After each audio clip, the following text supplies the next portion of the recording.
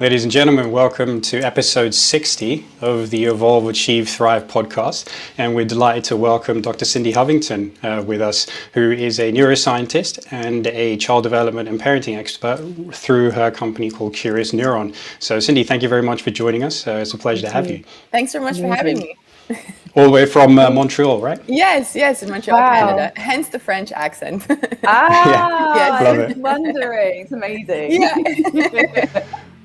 Yeah, you'll spice up our standard London accents here. Oh yeah, my Cockney accent. So No, I love your accent. No, we have all our accents today. Yeah, for sure. Exactly.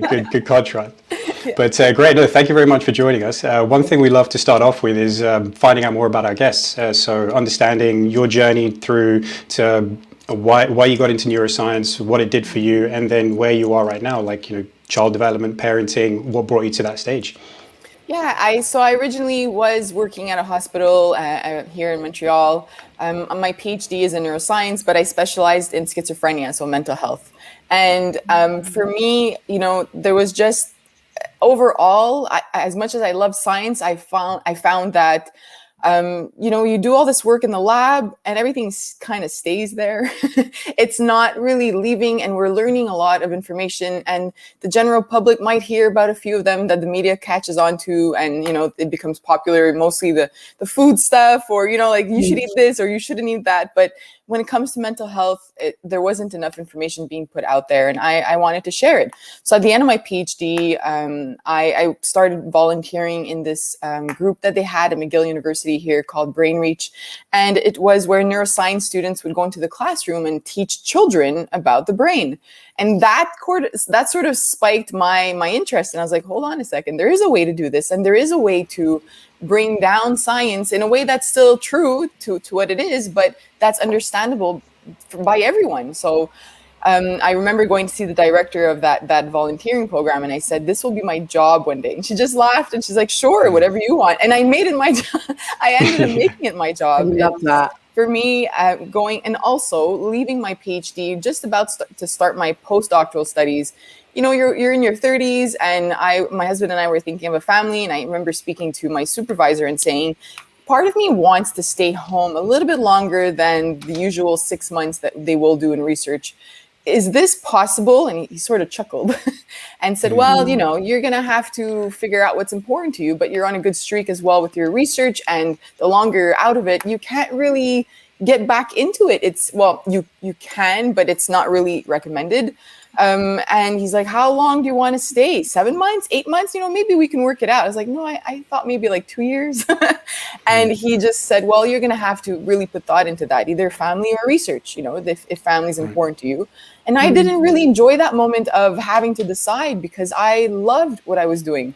But also the idea of a family and being home with my kids really meant a lot to me too. So I played it by ear, and I got pregnant during my postdoctoral studies. For my postdoc, I went into education. So for me, what was interesting is all the patients we were seeing in the hospital who had schizophrenia were mostly young. So they were mostly teens or early 20s. And they were in school. And I kept thinking, what's going on in a child or an adolescent brain when they're trying to learn, but they have all these cognitive deficits and these emotional issues that I'm seeing in the lab, but now they're still going to school every day, or they're trying to anyways. So for me, that brought me to education. So every time I had a question, it kind of led me to a different place in my life. And then from there, I got pregnant, and I just stayed home. I decided not to go back, and it just felt right. And I missed research. I was still reading articles like a nerd that I am, just at night, like, what's going on with you in research? And then I said, why don't I start summarizing this? Because my background in mental health was specifically to emotions and towards cognitive skills. But now I was interested in how those were affecting a child and their development. So I started switching a little bit the population I was reading about. And then I realized I could share this information with parents. Why not? So I started the blog. And then within a few months of having the blog up, I tagged Janet Lansbury, who's like a really popular child the development and behavior specialist.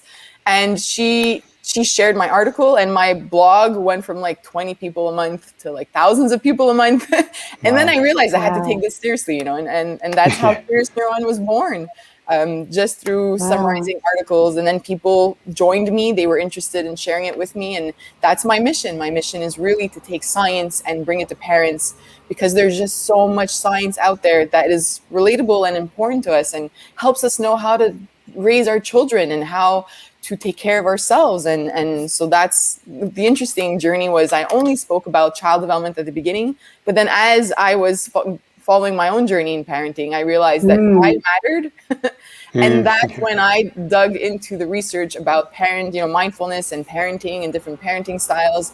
So my own journey has been leading me to different questions and different types of research. So that's been Curious Neuron. Yeah, wonderful. I was going to ask you, Cindy, so as you became a parent, did all your research suddenly kick in, or did it change? Did it change you as a parent as well? Or were you just kind of figuring it out as you were going along? Yeah. Do you know what I mean? Yeah. So there were things that I knew about the child development and brain development, and I applied that from the beginning. So I would say when my firstborn was like 0 to 12 months, all that was like Cindy, the neuroscientist. Like, yeah, I got this. Okay, let's go. Tummy time. Let's do this. Cognitive development. Okay, let's have her track stuff, minimize the environment, no screen time. So I followed what I knew as a neuroscientist. But then around 1.5, 2, the mom brain kicked in. And then it's when the tantrums start. And then you're like, everything I know doesn't work. And then you're saying to yourself, like, I don't understand what's going on. And then I'm like, why am I mad? She's just crying. Why am I mad? Why am I so mad? And then the whole psychology part of parenting kicked in. And I was like, okay, something's going on. Like, am I doing this right? And then all the thoughts of like, what am I doing wrong? Well, I thought I applied everything. Like, what's going on? And then you go back into the research, and then you realize you're normal. You're child normal. And you need to work on all those past sort of ideas and all that garbage from how you were raised, because not everyone, but that was my own personal journey. And I realized that I needed to take the time to journal about how I was parented, because I had a lot of strong feelings towards it. And if I didn't, I saw a therapist at some point, and just working through my own, I developed anxiety because, she was walking and running everywhere. And it's like, what's going to happen? Is she going to get hurt?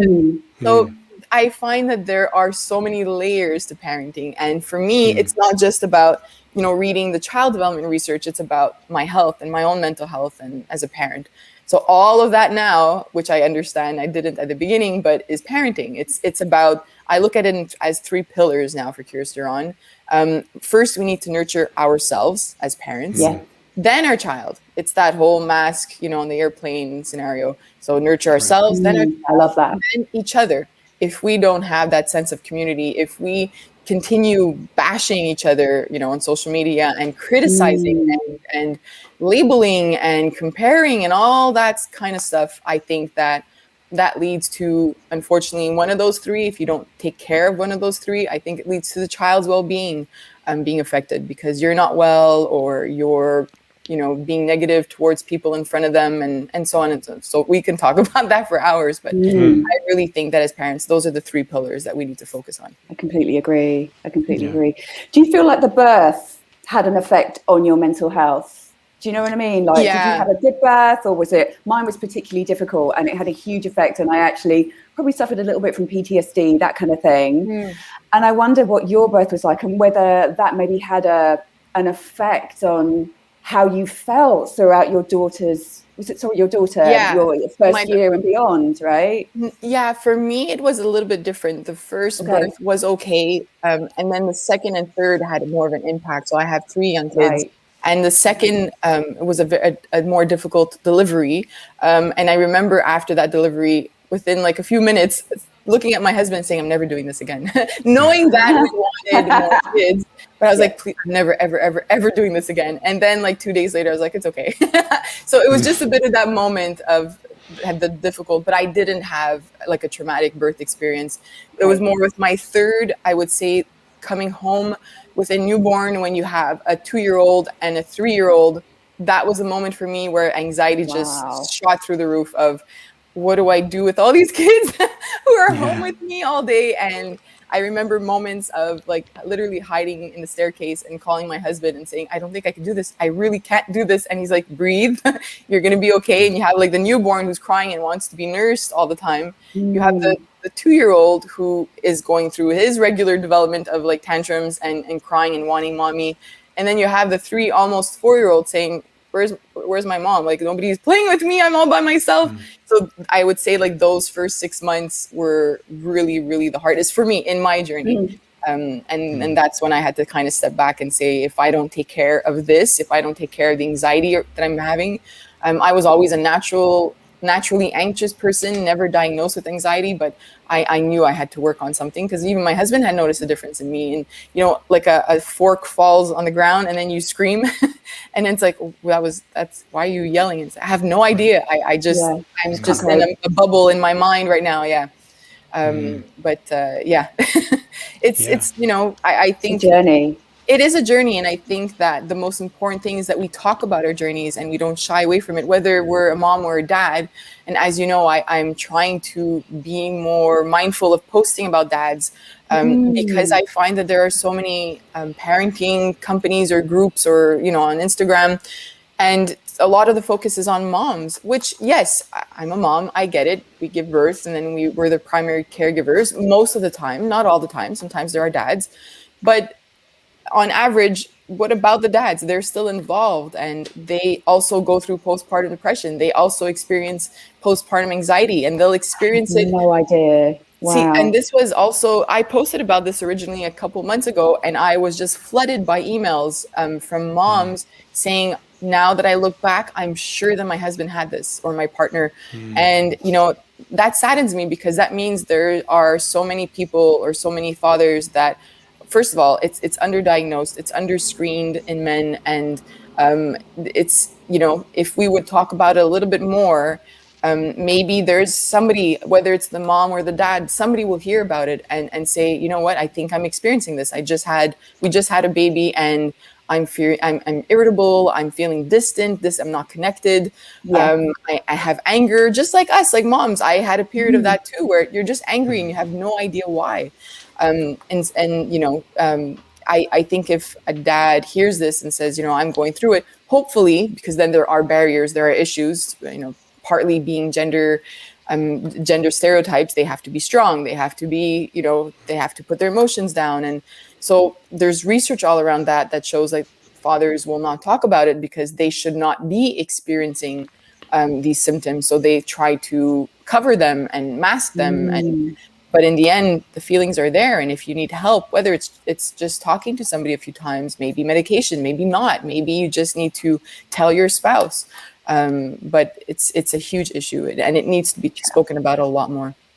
Yeah, for sure. I think, well, let's kind of take the Curious Neuron 3 pillars approach to this conversation then, because that was one of the things we wanted to bring up. So if we're talking about nurturing ourselves, then let's start there and start with this, because this is one thing I wanted to bring up, because as soon as you started posting about it and I started seeing these posts, I realized, no one has ever talked about this, because the focus is an emphasis as rightly so, the emphasis on making sure the mother is okay, so that she has the environment set up around her so that she can actually start to take care of her child.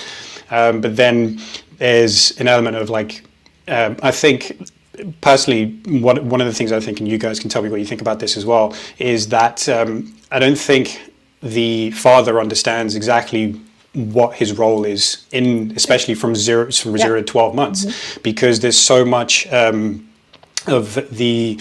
so much of like what the child needs is going to be coming from the mother in terms of like feeding time, etc., etc. And then they're like, okay, well, am I not needed? Like, what's going on here? You know, so you're very much needed. Well, this is it. So it's just forgetting the role is like, okay, in a sense, like take a backseat from yourself and be like, if I'm here, I am important, because I need to support my partner and my child in this period. But then there's like, you know, how do I do that? Because I feel quite distant, because I feel in a sense displaced, because here's a child that's come along. It's been me and my partner this whole time, but now it's almost as if I don't matter.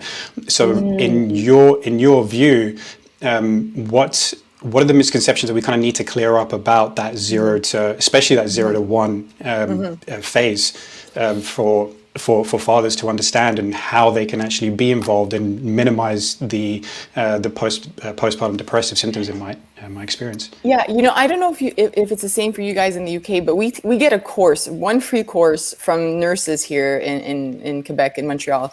And I remember that course specifically because it was like, how do you hold a baby? What are the cues that they're hungry? Sure, all important, but thinking back now as a seasoned mom of 3 kids and going back into the research, they never spoke about a father's mental health. They never spoke about the father's role. They never spoke about communication. They never spoke about how tired I'd be. I mean, they said you wouldn't sleep, but you don't realize that in those moments you're not yourself, and that's going to impact your marriage, and that's going to impact your relationship with your child. So I think if I were to give a course now, thinking back, and if I were to create some sort of course, the first 1,000 days of a child's life, there's so much research around this. So it's literally called the first 1,000 days. There are websites too that you could find, and that's from the moment of conception until the child's 2nd birthday. That's 1,000 days, and on average. And depending on when you give birth, but it's still 1,000 days. Forget it. It's 1,000 days from conception to 2nd birthday. It's early. I didn't have coffee yet. So say that.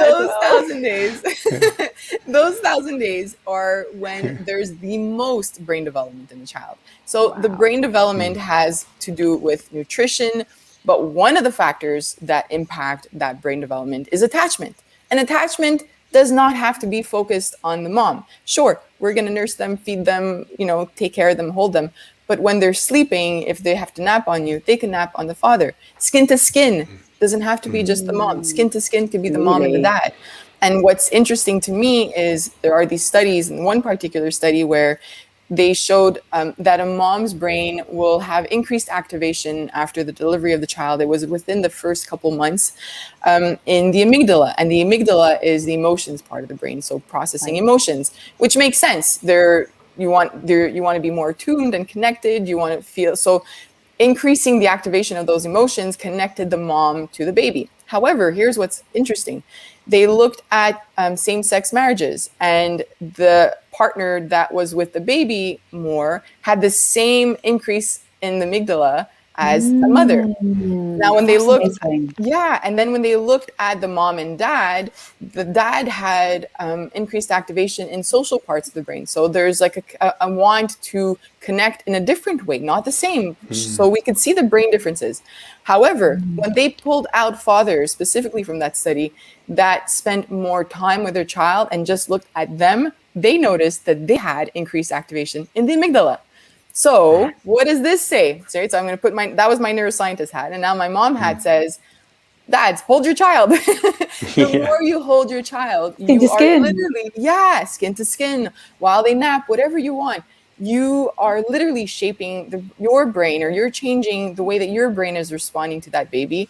But then again, if there's a mental health issue, either in the mom or the dad, you're going to feel disconnected. You're not going to feel connected to your child. And that's why it's important to speak, whether you're the mom or the dad, but to speak to each other, to speak to a doctor, tell somebody that you are feeling disconnected, because that mental health issue will lead to you not wanting to hold your child, which will lead to issues in attachment. And the issues in attachment lead to problems in social emotional skills and so on. So going back to those first months, or the first 1,000 days, a father has a huge role. He's building an attachment the same way that a mother is building the attachment. And the more you spend time with your newborn, even if they're 2 days old, whenever the mom is in nursing, you could spend that time with your child. And I don't know how it is for paternity for you guys, but here, they can get 2-3 weeks in Canada. It's not much, but if you can take it at a lot of dads I've heard, in my environment say that, but why take the first 2-3 weeks? They take them when the child's almost 1, and then they go on vacation. But it's not about that. You could take it at the beginning. You do have a role. And I'm pretty sure the mom will be happy if she can take a little nap or shower while you're holding the kid of a newborn, right? Yeah. Right. Showers. Yeah. I took showers for granted before having kids. Yeah.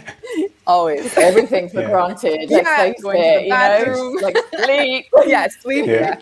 Eating. Yeah, exactly. The smallest things. Isn't it? Yeah. You wouldn't even realize. So dads do have a very big role, and even as the child ages, even past these few months, there are studies that show that a dad takes more risk with their child, and that risky play leads to a child being more confident and more resilient and taking risks themselves, not just physical risks, but risks in life. And you know, there's such an important role in a dad.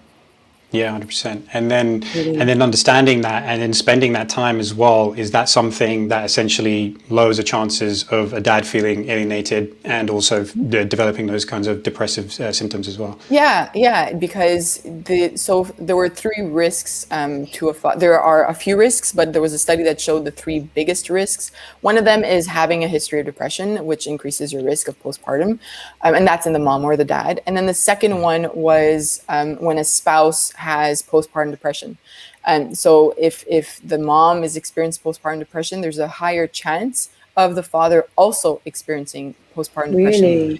And it goes back to what you were saying about the alienation, feeling distant, not feeling connected, because the father is going through all these hormonal changes as well. And then all of a sudden it's like, you're not connecting with your partner, you're not connecting with your baby. Maybe the partner is not allowing you to hold your baby and saying, I need to do it. You have who knows what's happening in the home. But and the third risk was marital conflict. So if you're going into this phase of your life that is extremely stressful and you don't have a strong foundation, it's going to rock you, right? It's going to make a big change in your relationship. So, you know, thinking back to before having the child, you should be taking care of yourself and trying to take care of your marriage and nurturing that, so that when the baby comes, everybody's at their best as much as possible, right? It's not easy. Yeah, exactly. There's and then kind of you touched on it there with hormones as well. I think that can be an element which can help explain the kind of changes that we go through.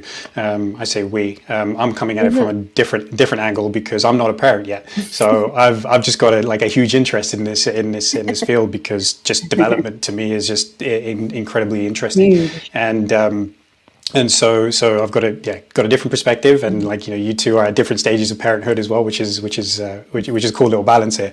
But that aspect of it is interesting as well, which I think can help people understand why they might feel the way that they feel during during parenthood. So we know, we spoke with Dr. Sarah Mackay last week on the podcast, and she's done a lot of work with her book on essentially providing a rundown for the layperson on what's happening in the female brain through the life cycle. And a big part of it is during pregnancy, your brain is literally getting reshaped and rewired to become a mother, essentially. And then there was a curiosity there about actually what's happening with fathers as well. So obviously there is no gestation going on in a father, but I understand there are some changes that are happening on some level once they find out that they're going to be the father of a child, and then when the baby comes along, and there's actual physical changes going on physiologically as well. Are you able to touch on those? Yeah, so there's a syndrome. They call it a syndrome. I don't know why, because it makes it sound bad, but it's called Kuvad syndrome. And basically that's when a father experiences the same symptoms as a mother his wife who's pregnant. And so even when I posted about that, I got some good feedback of my husband gained weight for no reason, or he was pretty hormonal too. and they don't understand why it happens. They think that part of it is a deep sense of empathy towards the partner that you're with. They've looked at different countries, and there are Jordan. In Jordan, apparently you have a very intense need to start a family, and the husband has a huge level of empathy towards the spouse. And they have some of the highest levels of Kuvad syndrome because they're experiencing all the symptoms the same way as the mom. I think that even before the mother is giving birth, There are lots of changes. I have a blog post on my website about that. We summarize a study that looked at biological changes, physical changes, social changes in a dad. You're probably connecting with people who are talking about parenting a little bit more without even realizing. I know that as a mom for me too, like as I had my first child and my second, you kind of gravitate towards friends who parent the same way as you. I don't know if you experienced it, and you kind of distance yourself a little bit more from those who don't agree with what you're saying. Not don't agree, but overall, not just one disagreement, but the big picture of it. Yeah. And fathers experience the same thing. So it's important that we keep talking about that, because even during pregnancy, fathers have changes, physiological changes and physical changes. Yeah, that's fascinating. I mean, like, it's like all my friends are basically, it's like, what better way of preparing a conversation with you was like, prior to this, I spent a couple hours with my friends who are now parents with little 1-year-olds. Oh, nice. And, I was like trying to provide entertainment. So it was, so it's like, I feel like I'm getting pulled into that now as well. It's like, I'm like, everybody's a parent around me now. So I totally feel what you're saying there as well, which is really interesting. So it's also cool to really observe their behavior. But like one thing that was hilarious today was, so one of the mothers just said to me, "Oh, she really likes it when people do squat jumps and burpees," and because I'm a trainer as well. And I was like, "Oh, great! Are you try to get me to just play with her for the next like 20 minutes better than anyone else, right?" And it was actually a lot of fun. I got my workout done for the morning. I'm done. I'm good for the day. But it's I kind of feel that as well. There's that sense of people around me have just had their children, and it's like, there's something to that, And I was speaking to them about, how has it been? Because they're all 1 year old, and we were also talking about something that you've posted a while back as well, which was, I think you posted about it as well, which is like mothers who regret having kids, and so. What we were talking about was like, I asked them, like, how would you sum up this first year with your kid? And they're like, it's the best year of my life. Like sure, there's ups and downs. It's ridiculously hard, but I'm like hugely empathetic. My friend was saying, I thought I was a good manager at work before having a kid. And then I realized after having a kid, I was a terrible manager. I didn't care about what anybody wanted, And what he's saying, just changed how I managed people and how I related to them. And but then we also got into the topic of people who like regretted having their children as well. They're not in that category, but that's another thing that is worth mentioning is like the effect that having a child can have on someone. And like in your experience, what do you think are kind of bringing on those types of feelings, and do they ever recover from that?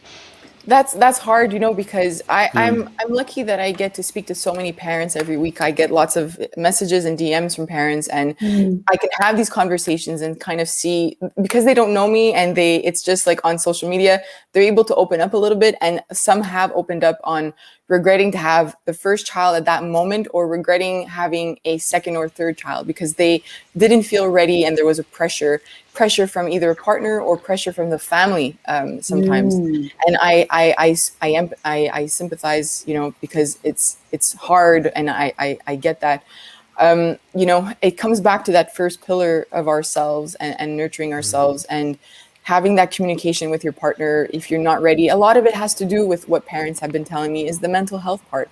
If you already are experiencing depression or anxiety, or don't feel that you're mentally prepared to have a child, it's hard to end up having one, or it happened, it wasn't planned, because then your own mental health is just thrown off even more after having a child.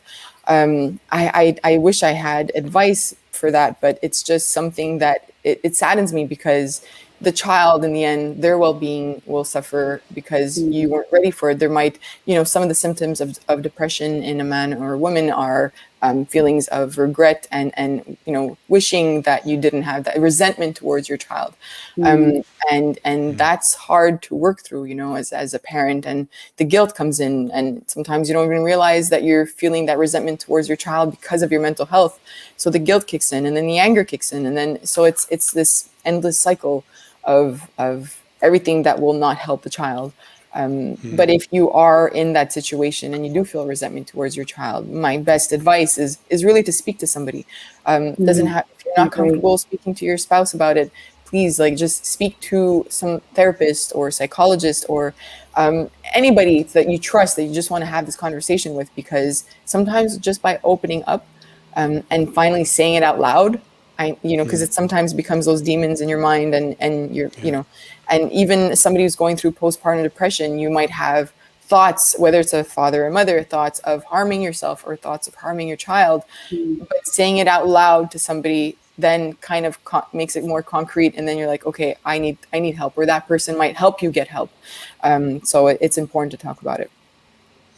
Certainly. Where would you say to go for that help? Like, say there was a mother listening to this, what resources, for example, could they, I mean, obviously they've got Curious Neuron on Instagram, but is there any way that you could point them to? Because I know many mothers that struggled with anxiety and depression, and it feels a little bit limited. Well, way back when, my son's 11 now, and I have a lot of friends that have children of the same age, and it just felt really limited, the resources that we had at that time. And if we could point people to somewhere, your resource, other resources that would be really useful, that would be great, because we all really struggle with anxiety and the relentlessness that is having a child just day to day, of just, there is no end to this. And I think that's what a lot of women have, is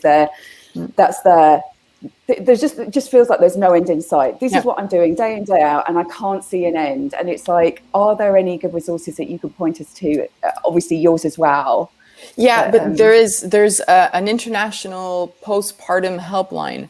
It's a free number that anybody can call, and I could give you the link if you'd like to add it, because I think it's important. And on my website, I'm working on a page, so there's the 3 pillars that you can click on, and the Nurture Yourself. I'm working on adding all those resources to that part of because of exactly what you mentioned. Sometimes the something I do on social media is this weekend thing where I say you're not alone, and then you ask the group, you ask the community, am I the only one that? And then you post whatever it is, and it was interesting because I just put it out there a few months ago for fun, and there was a lot of good feedback about it, because a lot of moms or dads feel that they're alone in these thoughts. They're alone. They're the only ones that have experienced this. And then one silly thing, such as, it might sound silly to you, but saying like, am I the only one that gets angry when my child cries?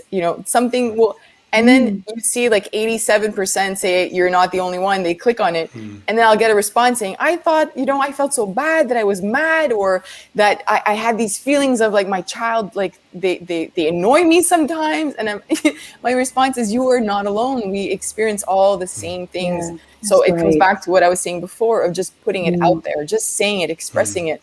And then you realize you're not alone. And that there's a study that talks about like mindfulness in a parent.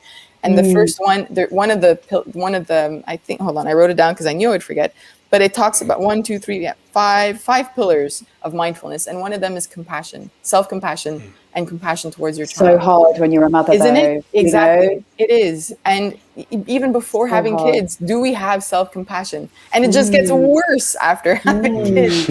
And that part of mindfulness is part of the nurturing yourself. So if you feel that you are not yourself, or there's no end to the anxiety, or there's no end to the depression, you're not just going, mindfulness is thrown out as if like by tomorrow I'll be mindful. When I wake up, I'll be fine. But it's so much work, here. So they talk about listening with full intention. That's part of being a mindful parent.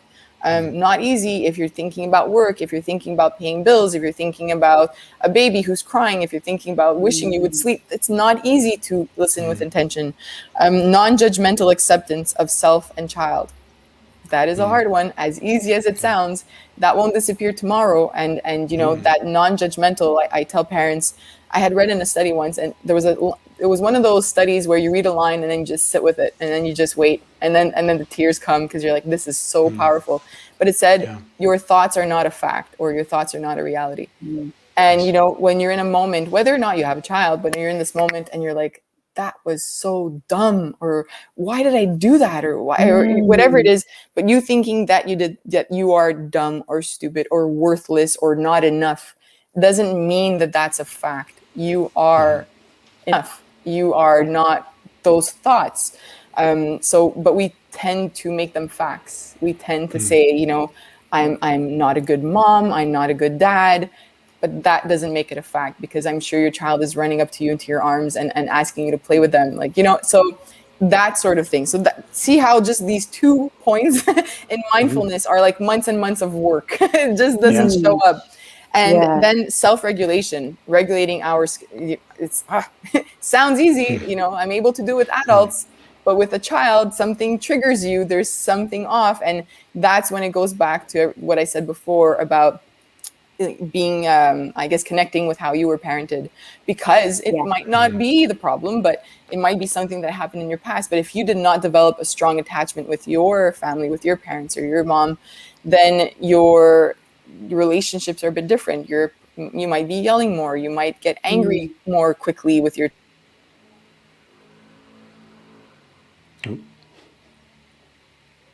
child. Connection to how you were parented and some thoughts that you them. So that's another part of them. And then there's emotional awareness of the child. That is huge. And that's being attuned to them, and emotional awareness to the child and to yourself. You know, when we feel an emotion, we easily push it away. Like I'm feeling restless today, or I'm feeling anxious today, or I'm super sad. I don't know why, but like, let me just like let it out. Let me go for a run and it'll be gone. And then you come back and you're like, oh, it's still there. or maybe it's gone, but it's okay to sit with an emotion. But or some were taught, you know, like just brush it off, like walk it off. You're angry, you're mad, you're sad. It doesn't matter. Just let's get back to happy and walk around, let it out. And that's it. The emotion is gone. But we don't sit with it. We don't sit with that uncomfortableness of, I am really upset right now, or I'm so sad, I just need to cry. And just saying that, it makes a huge difference. But again, we're like on 3 or 4 points of mindfulness, and we're looking at a year now of work, a year and a half. It's a lot of work. It's a lot of work. And that's why and then there's compassion. So that's why I wish that before somebody becomes a parent, that they work on these factors, because then you come into it strong, rather than having a 2-year-old and then all of these issues come up and you realize, oh, I really need to work on myself. And don't ignore it. It's never too late to work on yourself. It's never too late. So some parents will say, you know, I have an older child and I didn't create an attachment with them. I was going through something after I gave birth, and I had either postpartum depression, or I just wasn't feeling it. I wasn't into it. I was stressed because of whatever. My child is 10 now. Is it too late to build that attachment? My response to them is, as my 37-year-old self, I don't think I would not accept a sorry from a mom or a dad. I don't think that there wouldn't be that sort of melting of like, I just wanted you to apologize for all these years, you know, like regardless of our age. So if your child is 10 and you're listening to this, it's not too late. Start building that attachment, start being attuned to them. And there's a book called The Power of Showing Up that I love, because it really summarizes research very well in terms of attachment. And they say they bring it down to 4 S's. A child, and I would argue anybody, needs to feel seen, needs to feel soothed by their caregiver, needs to feel safe. And once they feel those 3, then they are secure.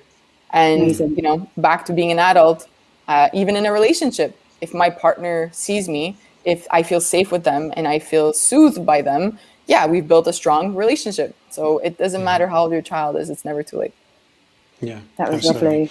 I love that. There's such a good breakdown as well, because, I mean, from what both of you are saying, to me is just like how difficult parenting is, and all the intricacies is like the best kept secret in the world until you become a parent. You become a parent, you start thinking to yourself, why did no one tell me this? You know, how did that happen? Because they can't. You have to find out for yourself, I think. You know? But it's almost like, no, I'm not going to say anything. I'm going to let you figure it out when you get there. So, which is a crazy thing. So again, you know, it's like, this is why I'm getting myself ready for this kind of thing as well, because eventually I'm going to become a parent. And so I'm super stoked to be talking to both of you about this kind of thing. But that's what it feels like. And so the kind of things you just touched on there as well goes to like one of the things that Jude wanted to talk about as well, which is like how can parents build their own confidence, and so that they can take care of themselves, protect themselves, and also so that they can be there for their kids as best as possible. But I think you've basically answered that question already. It's like that's one of the best ways of doing it, is just become mindful with those 5 strategies in place and think about those 4 S's. Yeah, it really is. And I think you're right in the sense that we don't tell parents this, but not all parents know this part of it, right? So everything I'm telling you is something I've pulled out of research, and that goes back to my original goal with Curious Neuron. Why aren't we told this? Why aren't there courses that prepare us for this? Well, there should be so much more, and part of my goal is to start working with OBGYN clinics and birthing centers here locally, and hopefully one day it'll blow up. I don't know, I hope.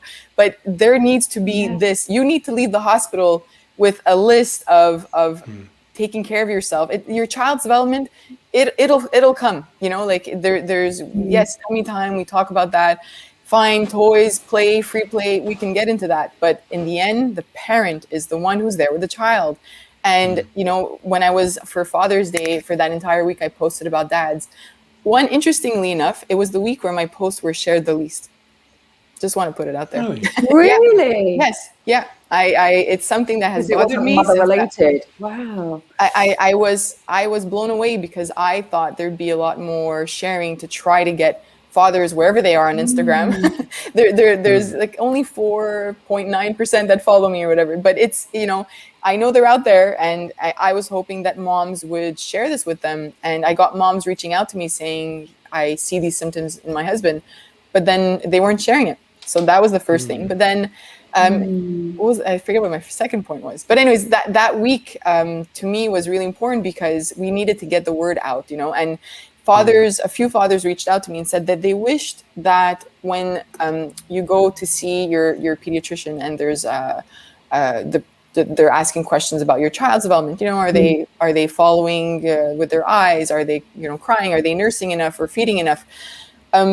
Sometimes some pediatricians will ask the mom, how are you doing? And then they'll go through a screening.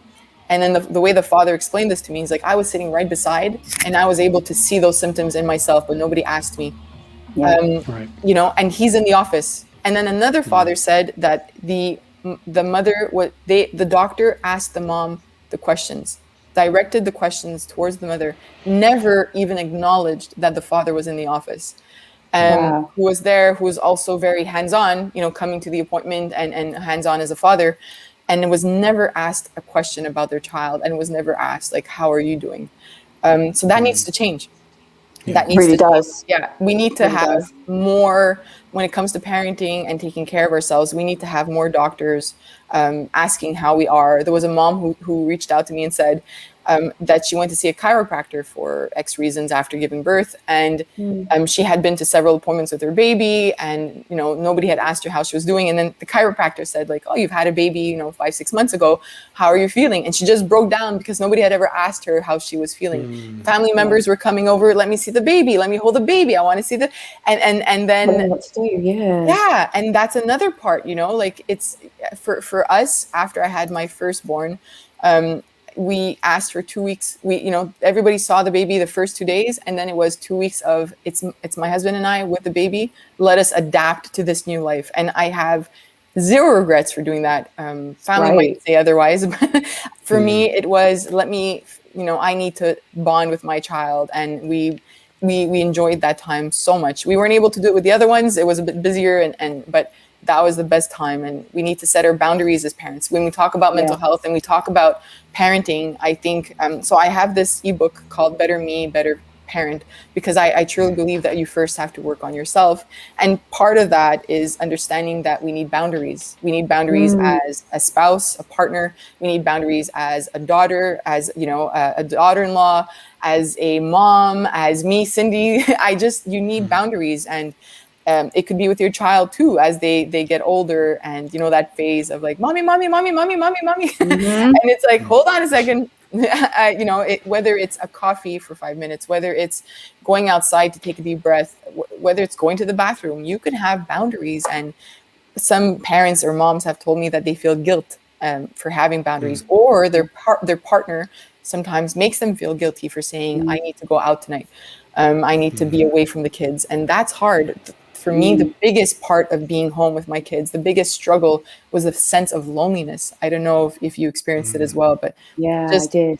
You're not alone in your house, but you're alone. You are alone. You're alone. Yeah. You're so alone. And even when I had all 3 kids, like, you know, that there's that need to just have a conversation with an adult. There's that need to just kind of be away from them for a few minutes, to breathe, just to, and sometimes we have guilt around that, especially with new parents. It's like, I should be with my child. And hey, I did it with my firstborn. You know, I was with her all the time, and it's not that I regret that, but I forgot about myself along the way. I only now have been very verbal on social media that this past year, I would say just around November of 2020, I realized that after having my kids, I completely forgot about myself.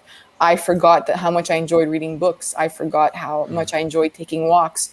And it's something so small, but it shows you that you care about yourself. You know, like, it shows you that compassion, that like, I deserve it, and I have boundaries. I need to breathe sometimes. So there's so much when it comes to parenting that we don't talk about, that we don't hear about, that, like you said, we kind of hide it. Not that we hide it, but like, a parent will say, you'll ask a parent, how are you? I'm fine. This is amazing. Parenting changes you. It's the best thing ever. And it is. It is. But who's gonna say, like, I'm having a really crappy day today? You know, like, who's going to say, like, I'm not mentally well, you know? And I've started using that sentence, even just with my husband, for the past year now. It's like, how are you today? I don't know, but I'm not mentally well. And when I say that, it's like, he's able to check me a little bit more. And there could be a day where I yelled for absolutely no reason, and he's like, yeah, go for your walk, or go outside, go do whatever you need. Take those 5 minutes. And everybody needs that, but we don't. I know that I'm lucky, and I know that, you know, from the conversations I've had with parents, there's a lot of guilt around that, and it's not easy. It's definitely a hard journey. I was going to ask you, Cindy, do you think because our parents' generation, it was like, you just get on with it, right? And as parents, we don't talk about how hard it is. We just get on with it. And it is a lonely role. And often mothers were in that role, and only mothers were in that role, right? And it's almost like we're kind of modeling our parenting in a way on what our parents did, and it was that very much like stoic, let's just get on with it, let's not talk about our mental health, right? And I think I always had that, it's like, oh, we're fine, everything's fine, and it's actually, I think that needs to change, and people like you are going to change that for people, because it's true though, because I feel like we need to talk about it, because that it's that intergenerational of, you see how your parents parent, so that's how you're going to get parented, or you're going to parent, and then that's going to pass down. So it's somewhere along the line we need to change that, and like you say, create some self-care, and actually it does start with you. And I was very much of that parent of, everything's fine, I don't need any time off, but I was so lonely and so anxious, and I felt like if I just had a bit more communication and help, I think that would have been amazing. So those, you know, your resource is going to be amazing for a lot of parents, I think. And I think your journey is very similar to so many parents, you know, and it's, the more we talk about it, the more we feel that we're not alone, and then we're able to open up a little bit more. So if I can say that I'm not mentally well today, and hopefully somebody else will say it, and that will save them that day, you know, like, just saying it out loud, you'll check in on yourself too, right? You'll know, okay, if you're attuned to yourself, if you're compassionate with yourself, then you'll say, I need to step away. And even if you're with your kids, step away might mean, when I talk about self-care, I say that there are 2 ways to do it. So adding something to your life, but also removing. So self-care could mean, I'm stuck home with my 3 kids all day. Sure. Okay. How do I get a break? Put them in the bathtub, or let's go for a walk together. You know, like, lollipops or popsicles in the bathtub, anything that you know will keep them busy. If it's screen time, a lot of parents will talk about screen time with me and say, like, am I allowed? Is it okay? Is it bad for them? Their brain will not melt. That's the first thing. However, I always say, just to be mindful that the TV or the screen doesn't become the other caretaker, you know, the caregiver. You want to use it for entertainment and solely that purpose. But if you're having a really bad day, you know, I think back to when I was pregnant with my 3rd, my kids were very young, so there was no screen time in the house, but I was very sick. And I was home with a 1 and a 3-year-old, and just like basically living in the bathroom, and they would just sit on the stairs and watching me. And I was like, just go away. And it was so, But So I remember hard. I think back again saying that this whole self-care thing, if I would have just said like, it's okay, just I need to put them in front of the TV, like, and give myself that grace. But I was so strict on certain things, and I regret that part of it because it would have made life a little bit easier for me, and their brain would not have like been affected by it, you know. So we're really strict on ourselves as parents. We hear about, and that's another thing, you know, when it comes to parenting resources, and I try to be aware of that because we're being told what to do by 1 million people, whether it's family members. I had advice from a random stranger once at a mall, at the store, you know, it's like your baby's in the carrier and they're like, oh, you should, this blanket's kind of thick. And I was like, oh my gosh, just leave me alone. Wow. Like your baby's 2 weeks old and you're already like, you're going for a walk for your own mental health. And then this grandmother tells you like, you know, and even within family with good intention, obviously, but you know, don't hold your baby too much. They need to be independent. They need to learn that you're not always there for them. And this child is 2 weeks old. You know, let me bond with my child. So we're going to get advice from every single person. And what I try to do is talk about what I read as a parent and not direct it as you should do this or you should do that, because what works for me might not work for your family. So, you know, like parenting styles, for instance. Parenting styles, according to research, there's authoritarian, which is like the kind of parent, the way that I was brought up, you know, I am the parent, you do what I say. And there's no connection, there's no sensitivity, there's no, not no love. It's not that there isn't love, but there isn't that sort of empathy and sensitivity towards your child. Versus authoritative parenting, which is a balance between those strict rules and boundaries and that sensitivity or connection. That is the kind of parenting that leads to a child that is socially and emotionally intelligent, that is able to connect and build strong relationships, that is cognitively even stronger because of that kind of parenting style within the home. And when I say that, I try to say it as like, this is what research says, but then you could do what you want. If you're not comfortable with it, I can't tell you how to raise your child, but you know, read about parenting and educate yourself. That's clearly what my goal is, to educate parents. Some parents might not like, you know, certain things that I post about. Like sometimes I'll get a bit of like feedback or like lashback if I post like the research about something because they did it the opposite way, for example, you know, like there was a post about like the distance between two kids, and the study showed that the closer in age they are, the more they struggled later on. And it was only because, and I put myself in that, my kids were close together, but it's because you have no time to really give them that attention, and you're in a state that's probably not that's probably stressed out and different. So I get that research, but sometimes when I post those things, it's like, well, what about me? You know, my kids are 18 months apart. Well, that's okay. It's just the studies. It's, you know, we can't change that. I won't change the difference in the age between my kids, but it's just about reading and educating yourself and learning how to do it, and then applying what works best for you as a parent. And going back to that self-care, if social media and what you're reading or somebody in particular is not adding that good part to your life or that goodness, then that part of self-care is stepping back a little bit from that person, or taking less time on social media. If you're comparing yourself to other parents and you think that all those activities that you see on social media of building this most beautiful hummingbird through paper and glue, that, and you're like, but I can't build a hummingbird. It's okay.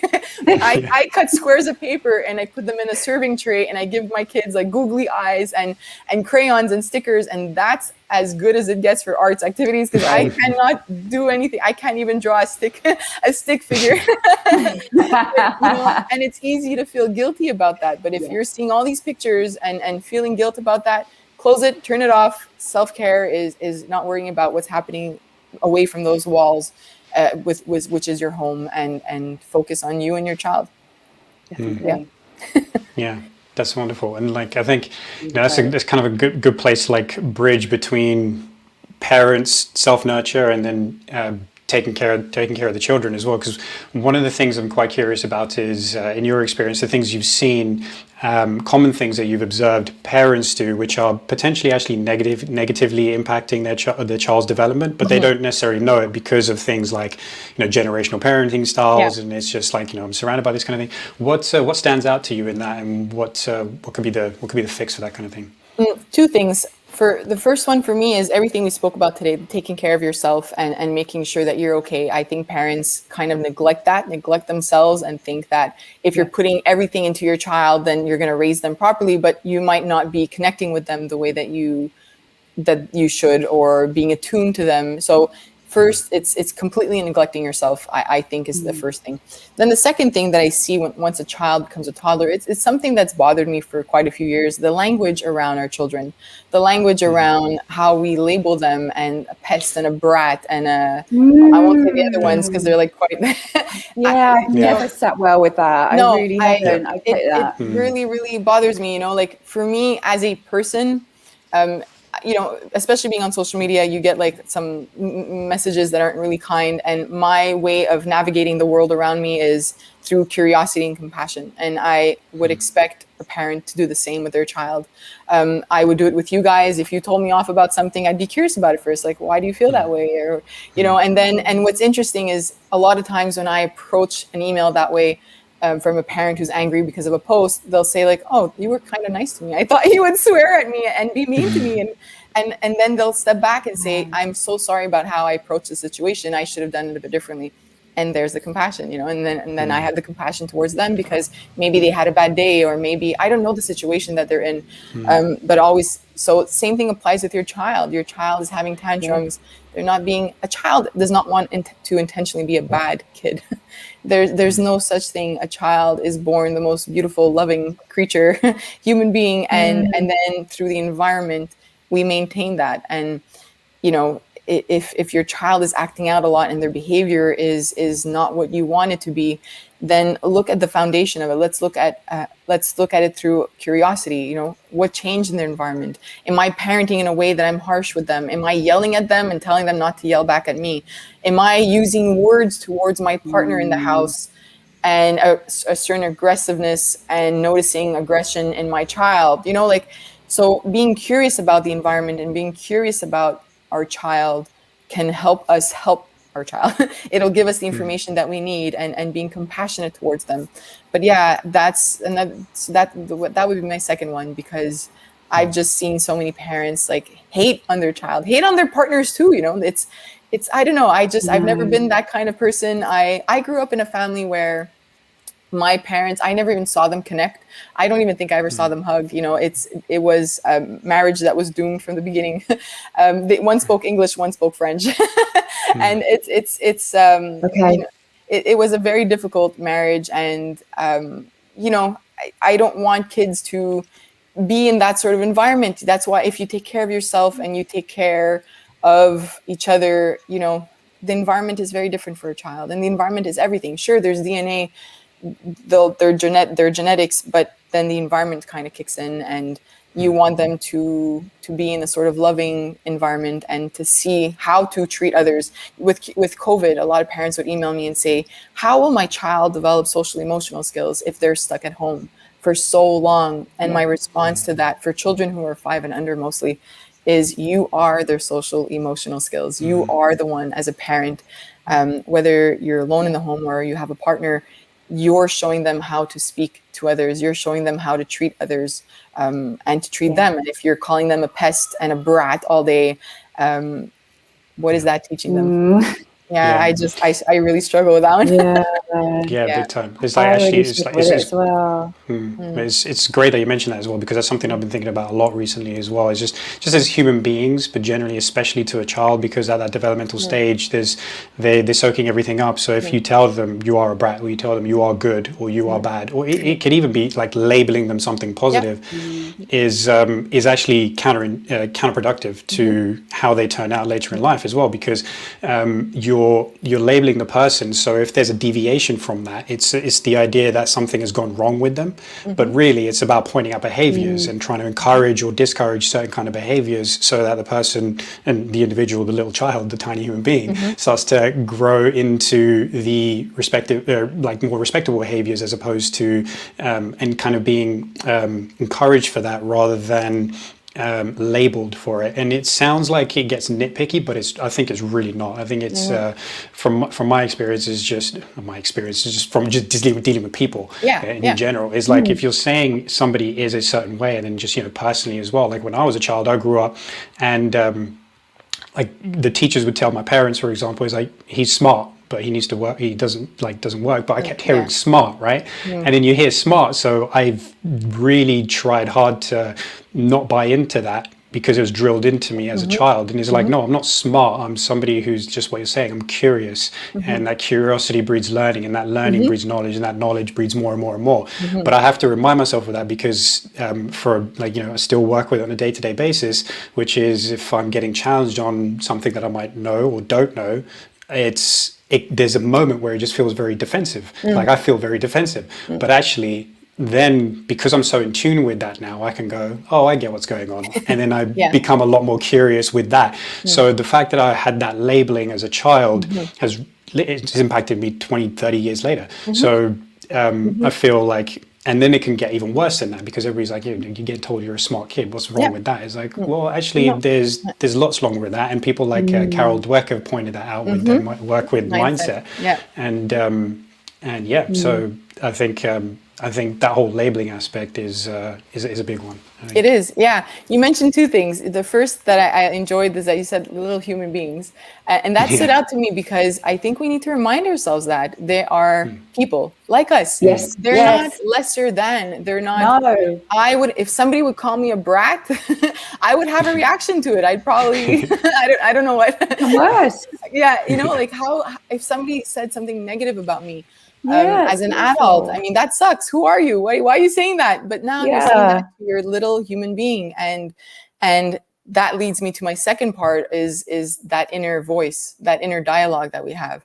I read a book by Ethan Kross called Chatter, and it just blew me away, because his research, by the way, Ethan Kross, you can go on Google Scholar and just like binge it. Like some people Netflix binge, I like Google Scholar binge. I love it. Go back to the nerd, Cindy. But nourishing for the soul. But it's his research has to do with inner voice and inner dialogue and introspection, and how his book talks about, like, that could be a negative thing. So if you think of a professional athlete, for example, they could have trained for years and years, and then there's that one moment where there's that you can make it or break it, right? At that one moment, and what kicks in, it's not your physical ability, because you've trained for it, you're ready. It's that mental part of it. And that mental part is the chatter. It's how are you speaking to yourself? Are you saying, all right, Cindy, you've got this, like, just kick that ball into the net? Or are you saying, like, remember last time when you missed it, you're going to miss it again, right? So that sort of that chatter, which he calls it, is amazing, because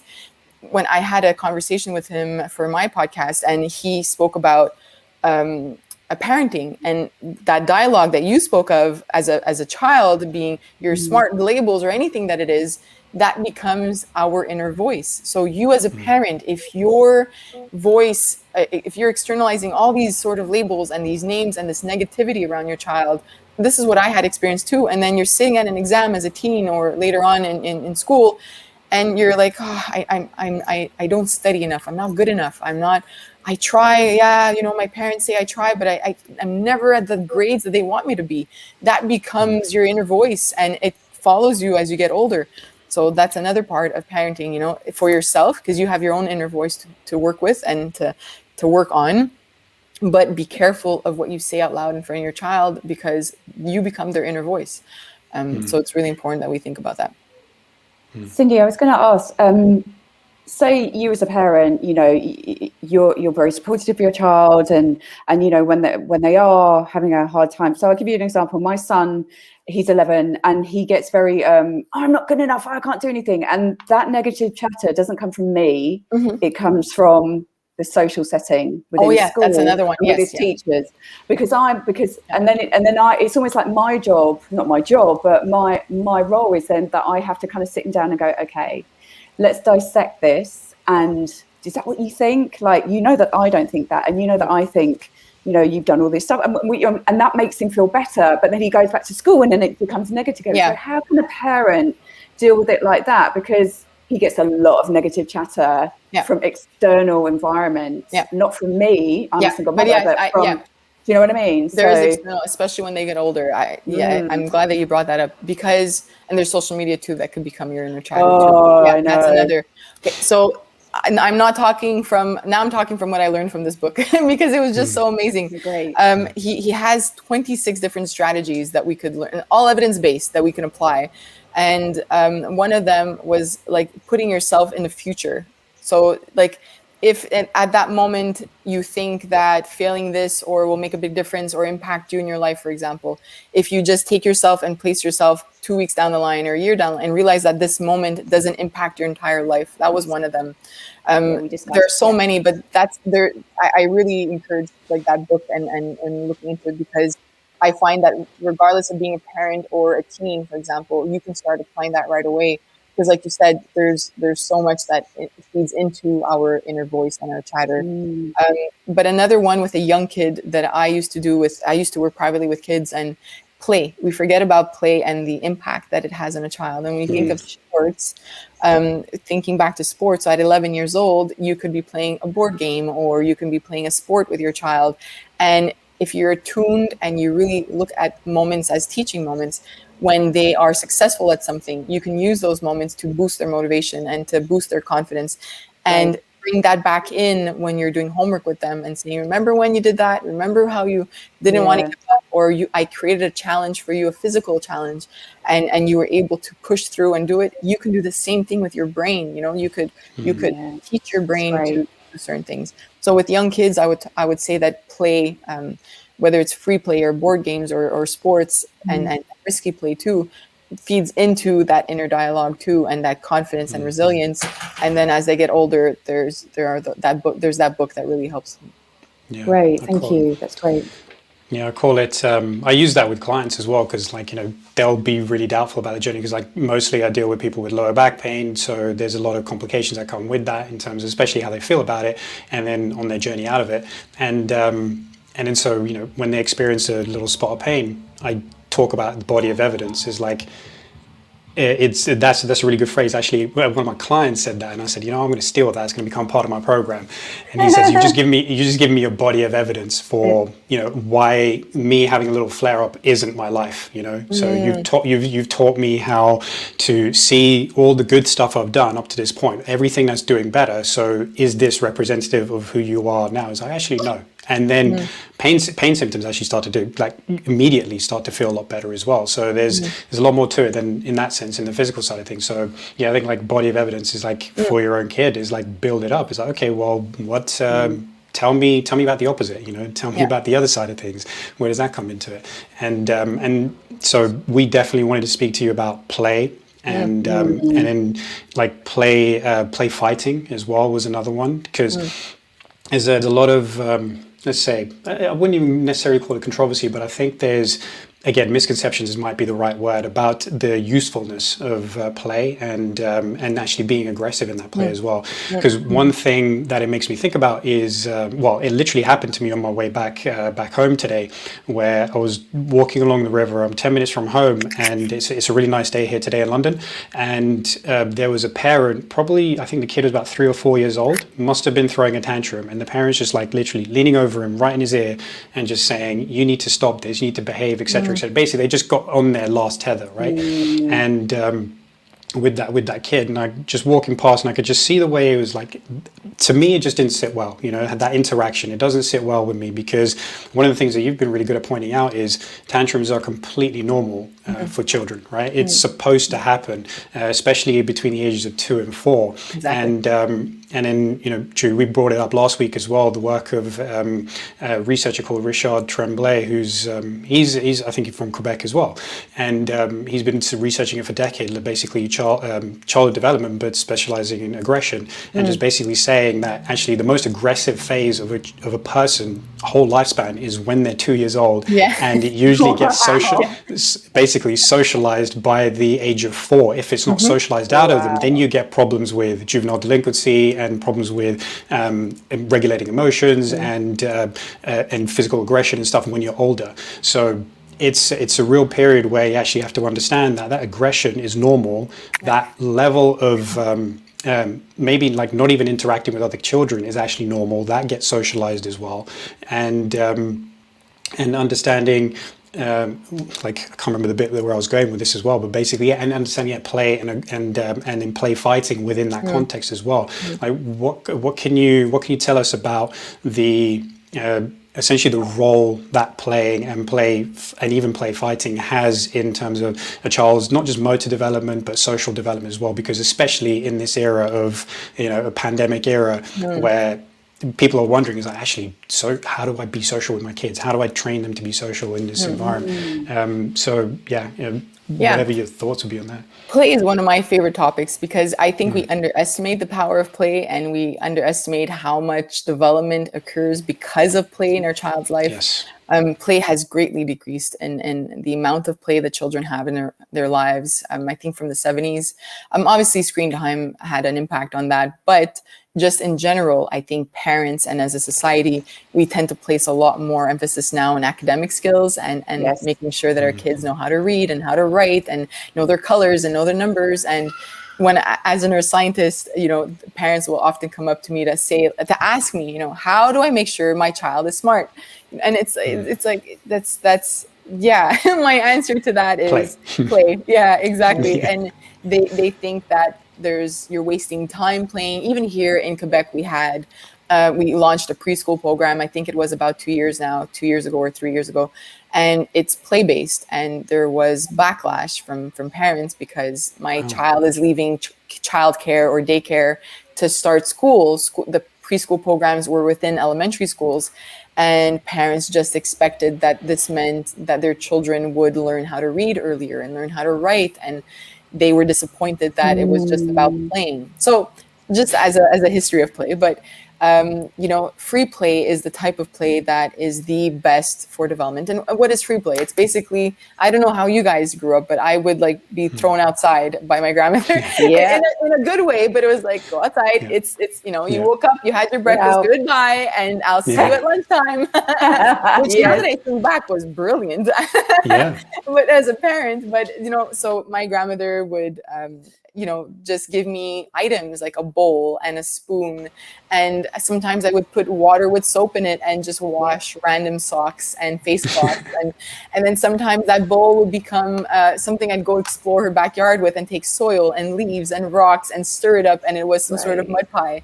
And I have such fond memories of that. And I think back to my kids now and the play that they have, and I try to mimic that as much as possible. So when parents ask me, I saw these really good activities that are teaching kids how to read early and write, and my response to that is just go in your kitchen, get a bowl, get a spoon, get a whisk, get anything that you have that you don't use anymore that's plastic because they'll break it probably, but then either go outside or inside or give them rice in their bowl and give them an ice cube tray, something random.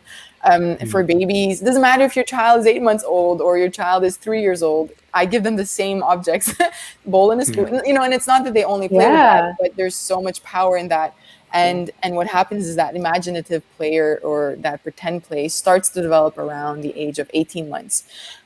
So if we look at those years, what if we're giving our children things that they have to press buttons for that make certain sounds and sing certain songs. It's not that there's something completely wrong with that, but where are we giving them opportunities to create their own world?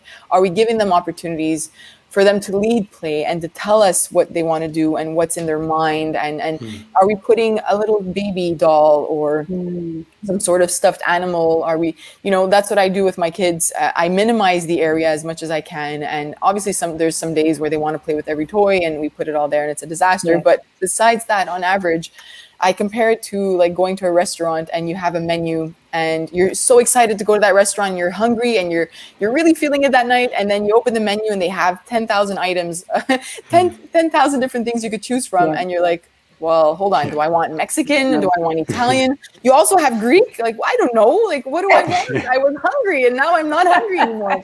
So I apply that to toys in a child's environment. It's like, sure, put all the balls and the trucks and the figurines and the Legos and you have everything. And they might want to play because intrinsically that's what they do.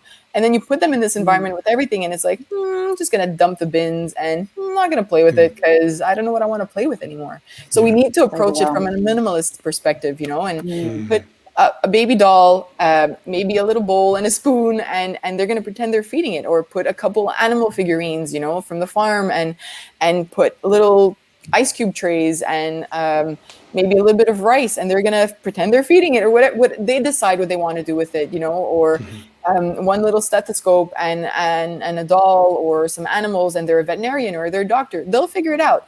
But having the right items in their environment and not too much will go towards that kind of play, that free play that lets them lead. And there are 4 categories of free play. There's object play. And I think parents underestimate a baby who's just mouthing something and looking at it. And they're like, they're not doing what they should be doing with that object. And my response to that is, it's free play. They're seeing, what does it feel like? What does it taste like?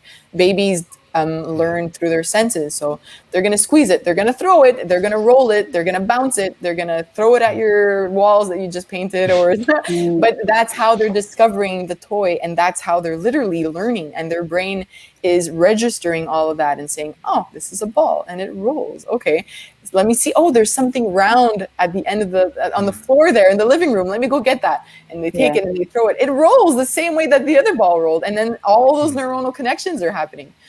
So it's that kind of play at a young age that kind of builds up into like their cognitive development, their social emotional skills. So talking about those 4 aspects of free play. So there's object play, then there's pretend play or social play, and you can do that on your own or with somebody else. There's outdoor play, just being outside and playing with sticks and rocks and whatever you find, leaves. And then the 4th one is going back to what you spoke about, which is the risky play, the physical play. Just having a pillow fight with your young child, obviously not throwing them across the room, but you're showing them that there's a good risk to kind of like pushing each other a little bit and being careful, obviously, as much as you can with young kids. And I'm saying, you know what? No, hold on. I'm saying that because I get backlash when I talk about risky play. So that was my brain protecting myself. So let me go back and say, no, have fun. Yes. And it's, that was my subconscious coming out, because I when I do get backlash, when I talk about risky play, or I show a picture of a child, walking up a banister, climbing it, because they say, like, I don't want my child in the hospital, and you're pushing that kind of play that could end up in an injury. So yes, I am pushing risky play, but it's because there's so much to be learned in risky play. And so my advice, so that's the neuroscientist hat. Now I'm going to put on my mom hat. I hate risky play. I hate it. Yeah, no, I feel that.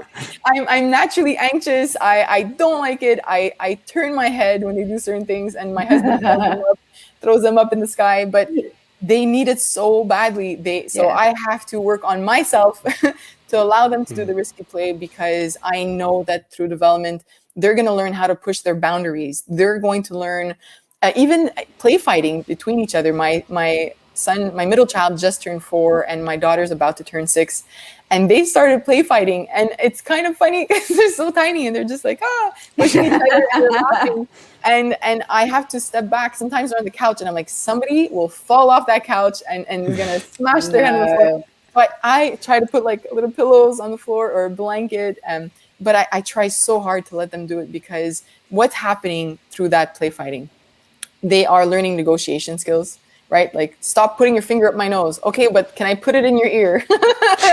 Whatever it is, they are learning boundaries, like body boundaries. You know, if I don't like it when you push me this way, or don't touch me there, and they're gonna verbalize that. They're learning to build. They're learning social emotional skills. Last time when I smacked you across the face, you didn't like it and you cried. This time I won't do that, but I might give you a push, you know, like, or I might take your foot and try to put it in your ear, or whatever they do. I don't know. They're able to bend certain ways, but you know, they're learning a lot in that moment. And as long as they're being respectful, there are boundaries. So, you know, you guys could play fight, but if somebody says stop or don't do that, you know, you stop. And we have like a safe word. Just because sometimes you're giggling and you don't know, but because sometimes one's laughing and then I'm not the safe word is for me. Again, going back to my anxiety, but you know, because sometimes they're tickling each other and I'm not sure if it's a giggle that's like you're in pain, or a giggle that you want them to stop. So if you say like banana, like everything stops. But so just to say, you know, that sort of kind of the rough and tumble play, that's part of development. It's part of play, and it's a kind of play that leads to cognitive skills and social emotional skills. And as they get older, I had a parent who told me that their children will start that kind of play, but then it always ends up being somebody crying, somebody's upset. And my response to that is, then you know which skills you need to work on with your children. If, you know, figure it out, journal about it, and observe. And if one child is not listening to the other person's boundaries, is not listening to them saying, stop, I don't like this, then they need to learn to respect that part of another person, because one day they'll be out in school, or you won't be there in front of them. And they might be play fighting with a friend, a little boy or a little girl or whoever it is, and they might not listen to their body boundaries. They might not listen to what makes them safe and feel comfortable. So do it in your home when you can, because then they'll be away from you and you won't have a say. And that's another reason why it's important. But beyond that, with my children, I have a step stool. And when they were before the age of 1, I would put that little step stool on top of like a cushion, like a mat on the floor, and they would just climb it. Babies want to climb. That age group of 1 to 1.5, or even before 1, but they're learning. They've learned how to crawl and move. And the more there are studies that show that there's a link between movement and learning how to develop and developing those skills and cognitive ability. Because what happens when I'm crawling around? Well, now I'm not stuck in that same corner of the living room. I came to see you in the kitchen, and wait a second, I've never been in the kitchen. What is this? Cupboards, a fridge? What is that thing? It's loud, it makes noise. Let me see what it feels like. Let me touch it. A cupboard? Let me open it. Oh my gosh, there's a whole new world in this cupboard. Let me empty it out. I'm going to take every single container and throw it on the floor. I'm going to take the pasta bag, the bag of pasta that's half empty and that you forgot to put a clip on, and I'm going to dump it on the floor. There we go. And there's a lot of learning happening in those moments. The child is touching, is emptying. They're learning the consequence of something. They're learning, you know, so the more they move around and the more we allow them to move around and not contain them to a certain space, but create a safe environment. Obviously, you know, when I talk about risky play, it's not about learning that if you you walk towards the staircase and fall down the stairs, that oh, well, you'll learn next. That's, you know, that's not what I'm saying when I talk about risky play. And I want to make it clear. It's about creating certain environments and certain opportunities for your child, because that will help them with their development. So I get a little bit passionate when I talk about play. That's right. There's so much learning to be done, and parents are not understanding that could be more important than learning how to read early. You know, that just let your child play, put them outside.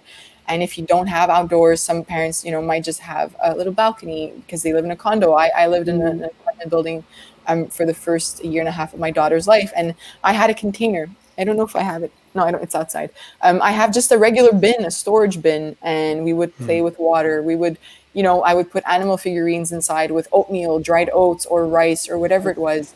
But just making sure that you create that environment and then you step back and let them lead. That's the best thing we can do.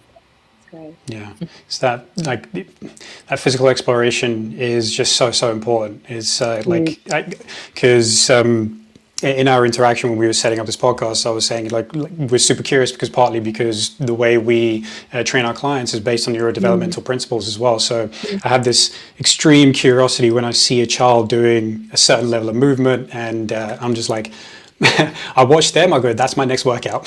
You know, there you go. Yeah, true. Yeah, so it's because they're just so creative with the way that they're moving, and it's just so interesting to see. But I mean, if like there were several things that came up when you were talking about that for me, and one of them is like if we want a concrete example of how play affects the brain, is I'm reading Stuart Brown's book. I'm partway through that, the play, how it invigorates the brain, invigorates the soul. I can't remember the full title, but the book Play. Yeah, for sure. I'll tell you about it afterwards. Thanks. Yeah. But there's a part in it where he's talking about the research that's been done, especially on other mammals, where the cerebellum, which is essentially for movement at least, it's the center of coordination. So it's imperative to help coordinate movement, but then we know now it's also imperative in terms of like coordinating emotions and things like that as well.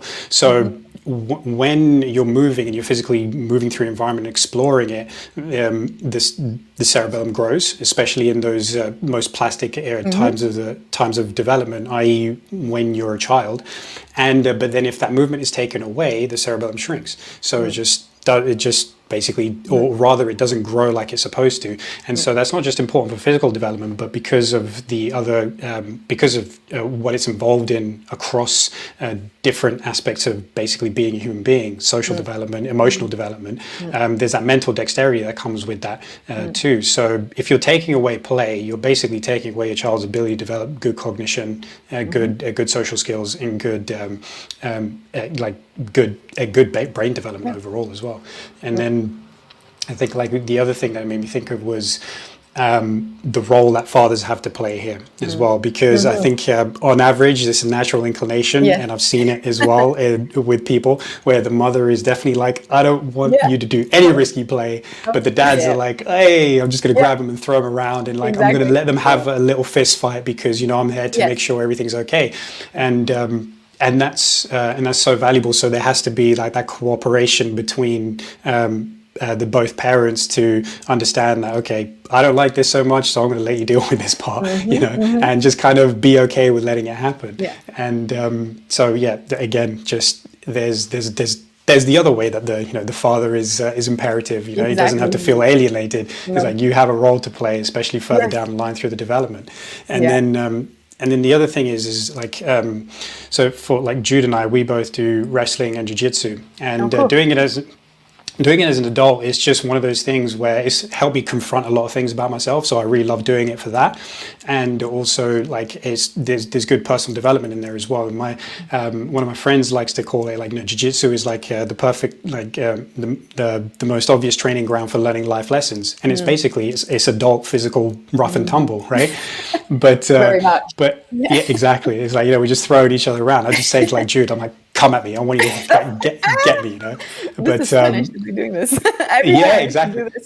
For sure, I would highly, completely. Honestly, it's I would, as a parent as well, you'll start to really then understand the value of rough and tumble play as for children too. The other aspect I look at it is you mentioned it as well, but it's rules of engagement is what I call it. It's like you really learn about rules of engagement with other people, and it's not just in that physical realm, but it's also gets taken into as an adult, like learning how to negotiate is what you were saying, and but the other thing which I think is key, and people overlook it because it seems like it seems like a touchy subject, but I think it's comfort with violence. I think that's an important thing because it's one thing to like. It's one thing to kind of, it just kind of gets beaten out of children like early on. It's like, using a violent phrase to talk about getting comfortable with violence, but it gets pushed out of them. And so there is that lack of connection with the part of themselves, which is actually necessary for future development as well. It's like integrating the sides of you, which could be violent, with learning how to essentially the parts of you which know how to control that. Because when you have that, I think there's a certain level of confidence that comes with that isn't really able to be developed in any other ways, not that I've at least experienced. And so I think that's an important aspect of it as well, because it might happen at some stage. It's like we're human beings, we're going to face aggression at some level at some point. And so knowing that we're okay under those circumstances, especially through practice of martial arts, is huge, and it's a great, and it's a great thing to introduce at a young age if hopefully your kid's receptive to that. Mm-hmm. No, I agree with you. And, it comes back to boundaries too. You can have play fights and create those boundaries. And there's that line, right, between being slapped in the face and being slapped in the face. There's a difference, so if they're playing and it's like a gentle push, and there's, but then if there's anger and it comes back to also emotional regulation. So if one child did something to the other and now all of a sudden I'm angry, that push or shove or slap would be very different than before when I wasn't angry. And that falls into emotion regulation skills. Like, can I back out of the situation right now? And right, even going back to the parent that said it always ended up in a fight, but can I back away and say, like, I didn't like that, or you upset me right now, I need to walk away because I'm angry. That's part of not only emotion regulation, but executive function skills, being able to control yourself and to say, like, this isn't right, or I didn't like that, or do you just get upset and then push and hurt you fall into wanting to hurt that child? So everything that you're saying, it applies to very young children who are play fighting, because there might be a point where it becomes aggressive, and then it's you as a parent, it's our role to say, okay, this isn't working out very well. What's happening? Is it the emotion regulation part? Is it, what's going on at that moment? And where's the teaching moment? It's not just about discipline. Yes. Discipline is teaching. So where is that moment that I need to discipline them and show them what's right and wrong? And if we don't have those opportunities, then again, there'll be teens somewhere else and some sort of situation might happen, and we didn't build those skills before. So we need to work on that. Yeah, 100%. Yeah. Yeah, Jude, there's one thing that you were wondering about, which was kids in the pandemic era, and you're noticing, at least anecdotally, the regression that is going on. Yeah. So I was going to ask you, Cindy. So my son's school age. I've heard of a lot of parents telling me that their children have been really struggling with things like OCD, anxiety, potentially pushing into depression, and maybe in older children actually going into things like anorexia, just things like that, or just kind of maintaining control within a situation that they can't control. And I think the schools, even though at first it was like, wash your hands, it's almost like that's pushed certainly a few children that I know into OCD tendencies.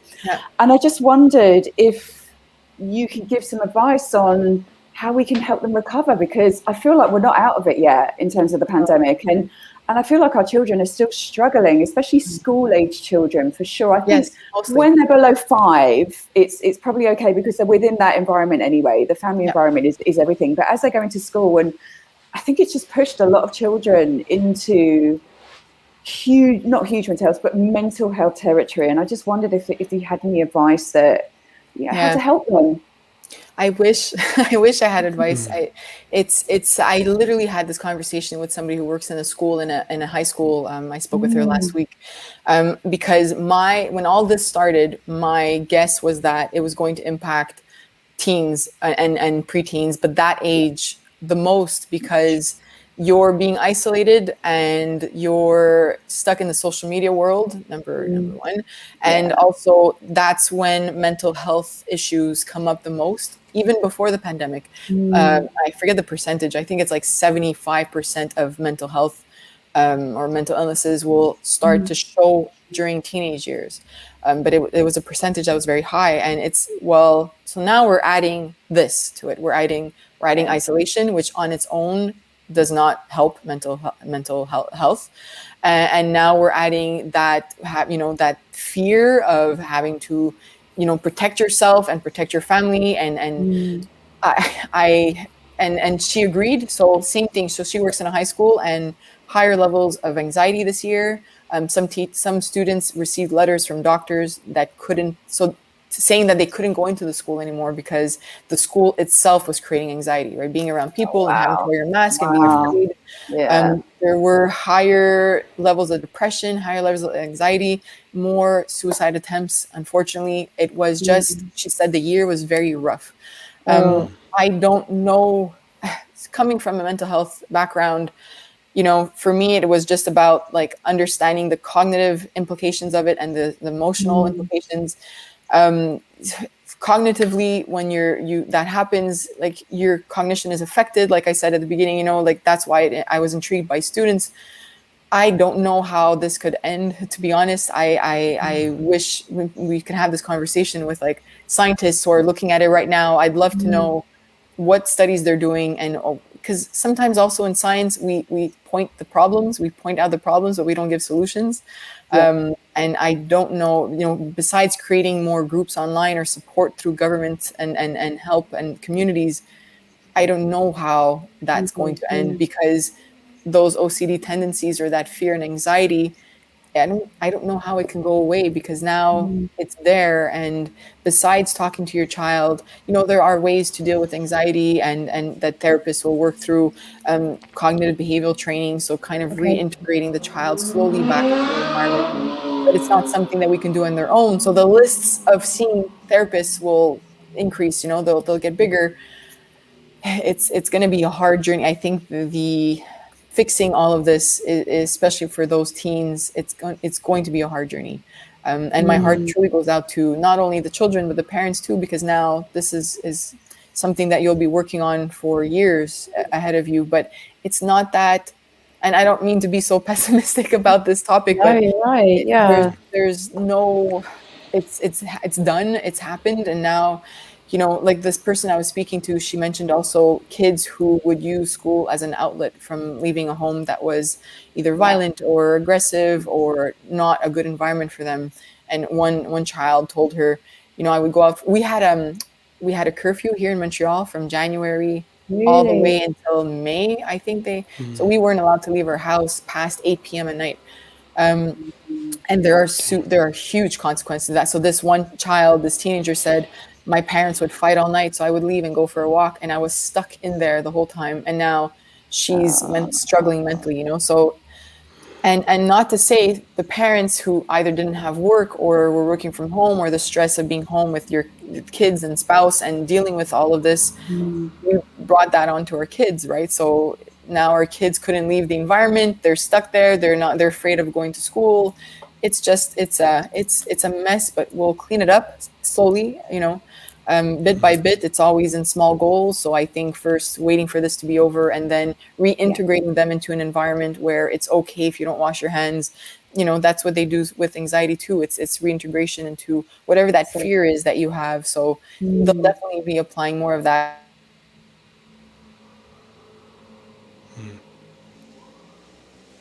And then I hope this, by community.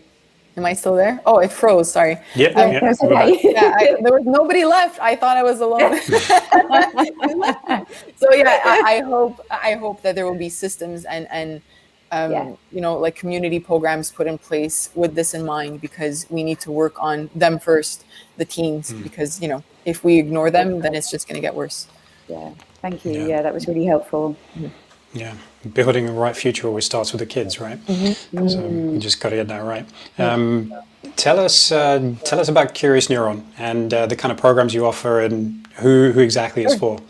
Yeah, so Curious Neuron is for parents and caregivers, and I have some clients who are early childhood educators. And basically, like I said, this all started as a hobby, so it was just a blog. But now, the more I listened to parents, I realized, okay, it's not. I have some programs where I work directly with a parent, and I create like a play schedule. So I think about your child's development, and I teach parents how to play. I literally have clients where it's like, okay, take everything out of your environment. Let's create a play space that is conducive to learning and development, and let's look at what phase your child is in. I'll give them activities. So I have like private programs. It's not just like a one-off consultation.